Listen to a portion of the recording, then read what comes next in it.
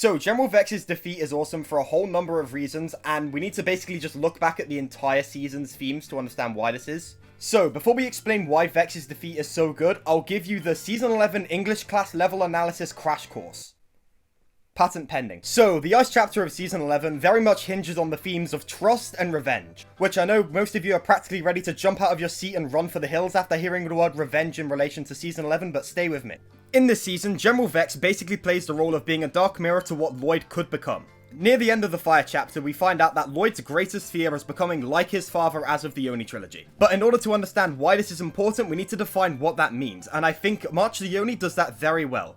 Garmadon is pretty much completely detached from stuff like human relationships, friendships, and all that stuff, focusing entirely on the idea of survival on the bare minimum. By bare minimum, I basically mean stuff like food, not being killed by Oni, and stuff like that. It neglects other important things like connections to other humans and yada yada yada. The one time Emperor Garmadon did try to reach out, it completely blew up in his face and ended up with his adopted child dying horribly. Flash forward to Season 11, and now Lloyd is basically undergoing the exact same patterns without even realizing it.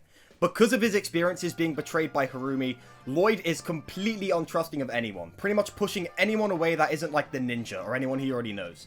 And this is why I say Vex is a dark mirror of what Lloyd could become. Even when his people, the Formlings, say that they still appreciate and love him despite not being able to get his animal form, Vex doesn't care, think they're lying, and pretty much just tries to go out on his own, thinking he was banished. The guy is so untrusting that he pretty much deluded himself into thinking the Formlings betrayed him, and that is why he wants revenge. Vex's defeat is great because pretty much everything he does over the course of this season is a direct response to this kind of fear. He's lashing out against it. And because of all that, he pretty much creates his own worst nightmare. By the end of the season, he is actually banished to the things that he does, and the Formlings do actually hate him now.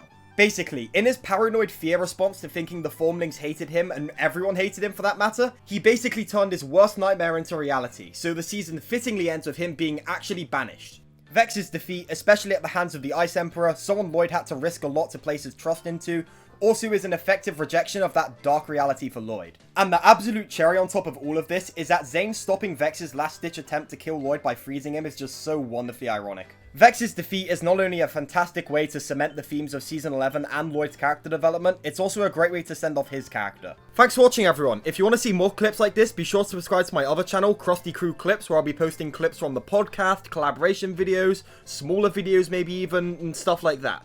And if you want to see the original video this is from, it will be in the end cards now. Thank you for watching, everyone, and I'll see you in the next one.